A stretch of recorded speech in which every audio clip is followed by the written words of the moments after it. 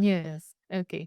Donc, en 2016, en avril 2016, je suis donc partie en Ouganda pour le cours et enfin, j'arrive là-bas et franchement, j'ai été bouleversée par ce que j'ai vu et comment les soins étaient prodigués aux patients, comment Hospice Africa Uganda était devenu une grande institution avec les différents hospices. So I believe that prophecy Anne gave, uh, really rest in peace.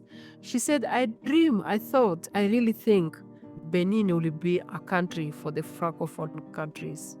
And we have seen a lot of potentiality. We have seen we trust them, and with their training aspect they have taken now, I think it is a big encouragement.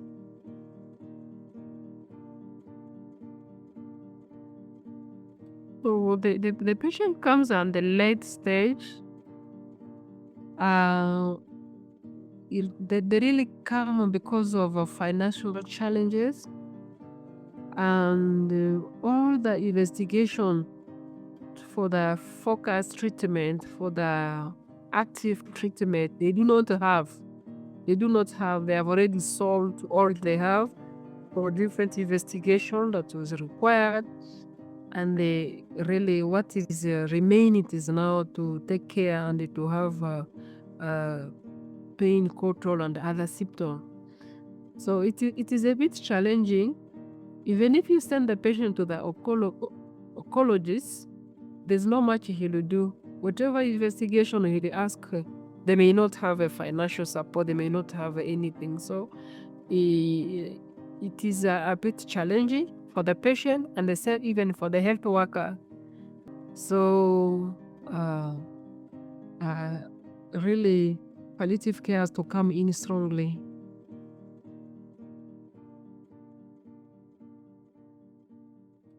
Dr. Secondine and Sylvia have been working hard in French-speaking African countries with the development of palliative care.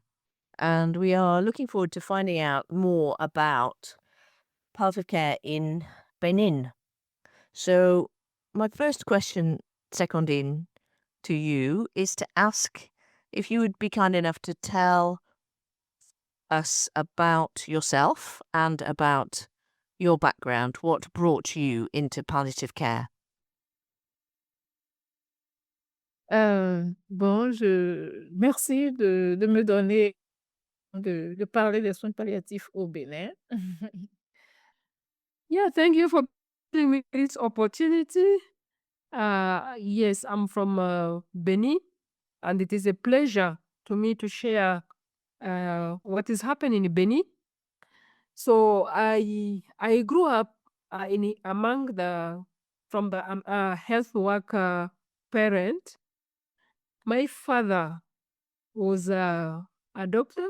My mother was a midwifery, and I knew from the beginning taking care of another human being is an assignment apart. But when I was still very young, my mother used to carry me on her back as she's caring for the women in the hospital. So it really touched me deeply. Quand j'étais au collège, j'aidais ma maman à soigner les femmes, les accouchées, qu'elle avait son cabinet. And even when I was in a second school, I used to help my mother in her office. And when the neighbor or the colleague would ask, what do you want to become? What would you want to become when you are big? And without even thinking, I'd say, I would like to be a doctor. I'd like to be a health worker. I did I did the medicine as it was my call without hesitation, and I started my studies in medicine school. It was so challenging because as soon as I start my study in medicine, my father fell sick, and I was there to help my mother. So I was combining study and take care of my father as well. But during the specialty, I really chose internal medicine, and I found success in it because uh, their approach was really global, and you find really it's holistic, and I really appreciate that aspect, and I find the humanity in kind of such care as a specialty in internal medicine, and they embrace this aspect of holistic. So I found sense in that. OK. Et donc, quand j'étais en deuxième année de spécialité, c'était la When I was the second year of my specialty, two senior doctors were chosen to do palliative care and to go for the training in Uganda. I really couldn't understand what will be the outcome. Could really palliative care be a specialty in medicine? It was for me hard to understand. Thought it is end of life care, and we are scared. We say, how will they include the end of life in internal medicine? But slowly by slowly, seeing how the nurse who was also trained by hospice by the name of Marceline, taking care of how he was taking care of the patient really attracts me with a lot of compassion, and he used to always come near me. Could you prescribe for me this and this? As a nurse, I was not supposed to prescribe opioid, and it started clicking my mind positively. So I was really close to this nurse who did the palliative care training in Uganda. And slowly by slowly, I found a lot of sense in it and a lot of interest. And thereafter, I was also sent to go to Uganda for the training. By then, I was already in the fourth year. So in 2016, I went to Uganda, and during the placement, I was so inspired to see how a human being is not only an object, but they have to be listened to, have compassion, and opening that door where it changed my way of thinking, and even in my practice.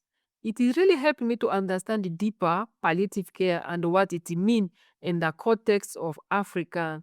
There were several things, hospice I was doing, home visit, and the different way they would really reach to the patient who are even far away. It completely changed my journey in the medicine. So from 2020, uh, I became member. I became member of a Palliative Care Association of Benin. And recently in 2024, I was elected as a president of Palliative Care Association of Benin. So that is in short how I would really summarize my journey to palliative care. How many doctors in Benin would have an interest in palliative care? I recognize you said that part of your inspiration was from the nurse who had been to Uganda, and roughly how many nurses are also working in palliative care. But do you have an idea? I mean, how many doctors and nurses would be, whether they're full-time or part-time or have this as an interest? médecins en soins palliatifs au Bénin, on va dire une dizaine, hein, une dizaine qui ont été formés. She said, I'll say among the doctors more than 10 doctors were trained with the help of Hospice Africa Uganda, and the nurses are more than 20. But recently, they have established a master's program where the nurses were mainly trained. And this is now is the second cohort. So deuxième cohort. Troisième promotion. And the third year, third cohort. And also this year, just last month, I think they started a postgraduate palliative care at the university where the doctors or the nurses can do that. So far, they would say the number is growing bigger and bigger, but the nurses are most trained among in the field. So numbers are growing, training opportunities for health workers in Benin are growing as well. Things are moving in a great direction. Having said which, I think I read that the population is over 14 million people. Some parts of the country may be more difficult to get to. So still in terms of coverage of palliative care, it may be a challenge for everybody who needs palliative care to get it. We still need to see more development, I would imagine, for that population. You've talked about your own personal and professional development in this area and about the Palliative Care Association. In terms of services, do you want to talk a little bit about what has happened and what has helped the development in terms of the services on the ground in the country? Are these delivered through hospices or is it through the public system? How have things developed on the ground in Benin? Alors, disons que les modèles que nous... Au terme des services de prestations, c'est vrai que dans l'éducation, le développement, vous en avez parlé, comment ça a commencé. So, under the leadership of National Palliative Care Program that started in 2018, they have trained several teams, north, south, entire countries. So far, they have 11 teams that work in palliative care through in entire countries. So when the patient is in the hospital, he's cared for, and when he's or at the end of life, he's cared at hospital. And if the patient is to go home, still they follow the patient. They still follow the patient. Or when the complication and the patient have to go back again to hospital. So they also do home visit, but in hospital care, it is really as a priority or where the care is fully. So the 11 team, entire country, and then also the continuous training they keep providing to those who are working within a hospital so that it does not only go in the hand of those who they are providing in Benin for the patient. Yeah. Trying to encourage that palliative approach in health workers who maybe are not 100% engaged in palliative care, but making sure that access happens at various different levels, and 11 teams in all the different regions. So a short space of time. It's only 7 years since 2018. So people have been very active, I think, and done a lot of work. In Benin, is it mainly cancer patients who are able to receive palliative care, or it's across conditions? It's younger people, older people, cancer, non-communicable disease, organ failure, all these things, or it's mainly focused on adults with cancer at the moment? Au Bénin, en fait, la première situation qui fait que les gens sont en soins palliatifs, c'est le cancer. C'est d'abord le cancer. Et She said is most of the care is directed to the cancer patient. There's some percentage for the cardiovascular diseases or the side effects or neurodegenerative related condition. But the most focus is really on the cancer patients. The average age is 45, 50. And the most of the patients are poor. And can you give us an idea of the commonest types of cancer that would be occurring in Benin? C'est le cancer du sein, c'est le cancer du col de l'utérus chez la femme, c'est les hommes, c'est le cancer de la prostate, le cancer colorectal. Ensuite, le cancer du foie. So in women, it is a breast cancer, and then on the cervix. Yes. And the men is prostate cancer and colorectal cancer.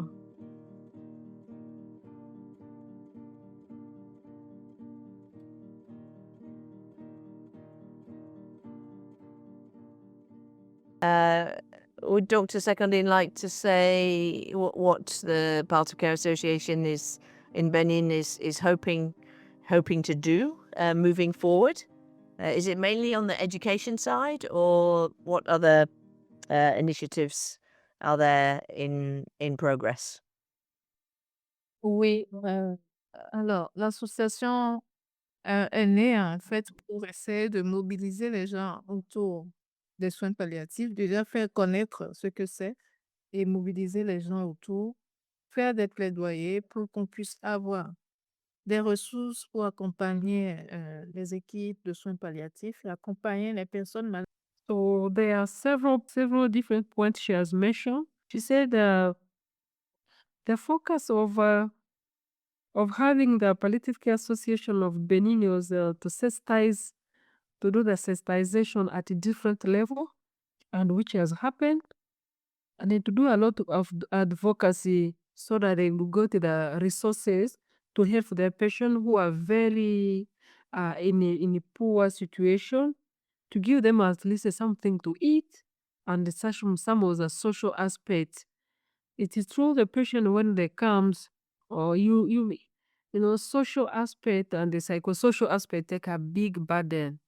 So they are trying to do to help their patient with the help of the IMSCC, which is Alliance Mondiale contre le Cancer.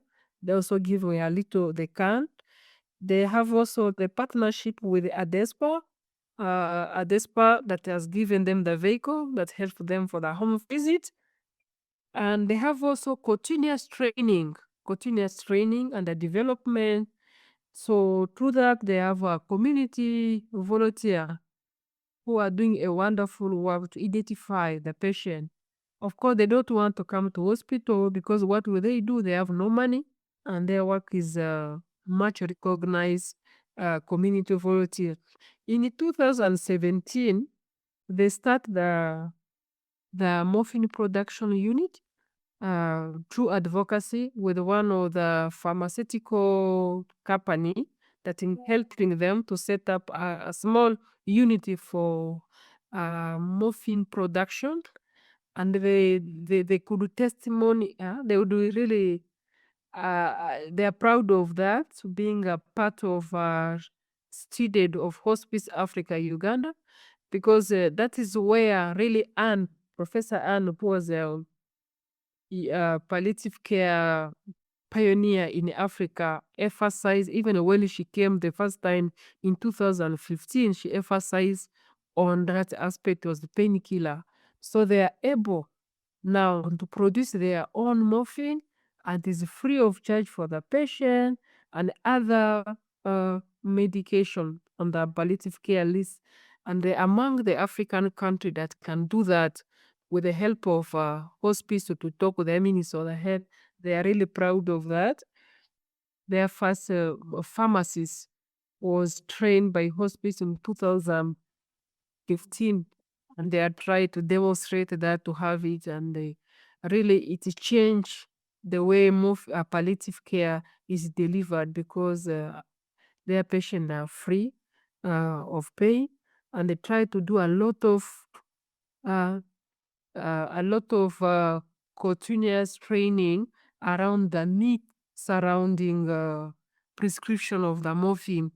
So it is ongoing, and they have had also a scientific conference, which is biannual every 2 years, and they are proud to say that next year they'll have the 4th edition of their national conference, where different people comes and they share and to see how they can have they can be helped.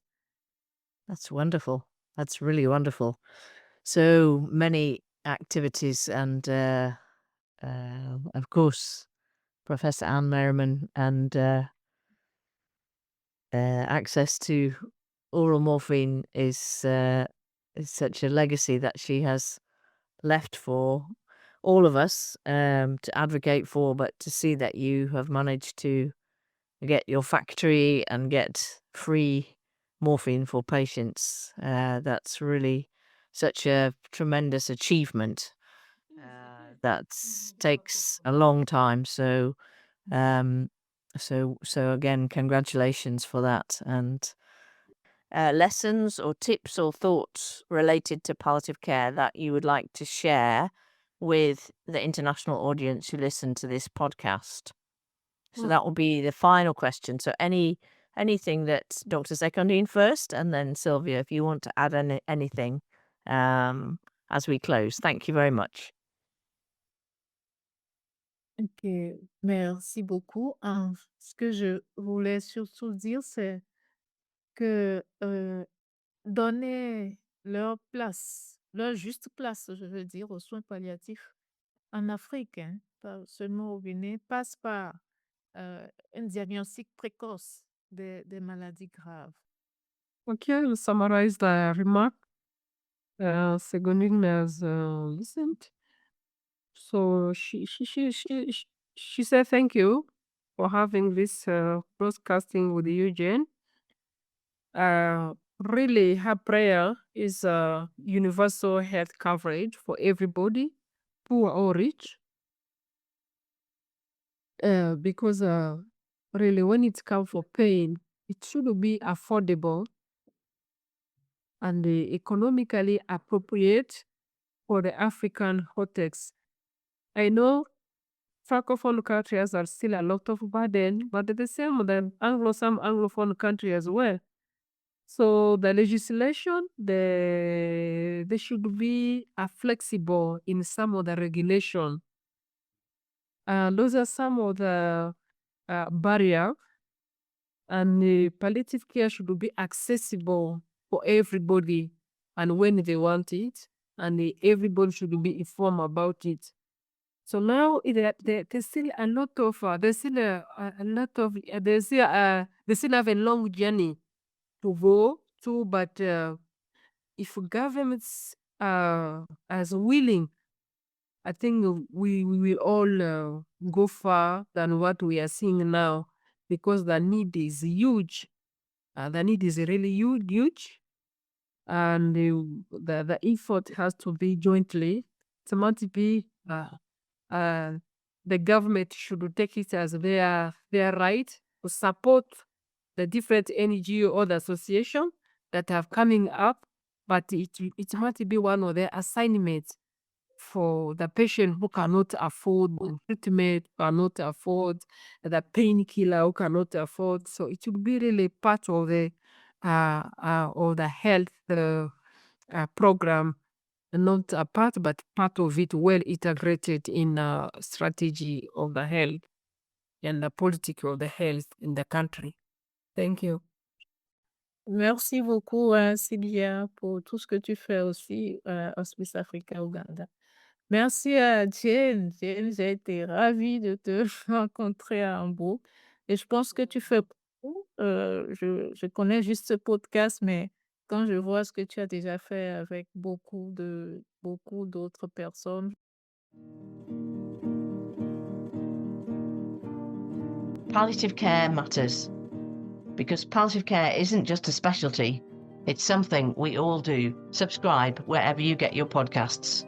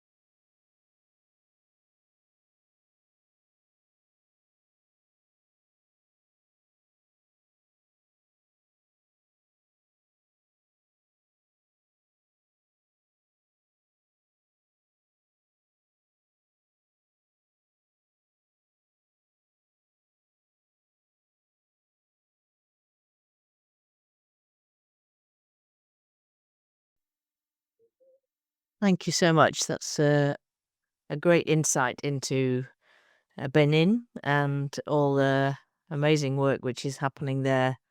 The many different avenues, access to pain relief, education, building teams, making sure patient care is getting to the patients who really need it.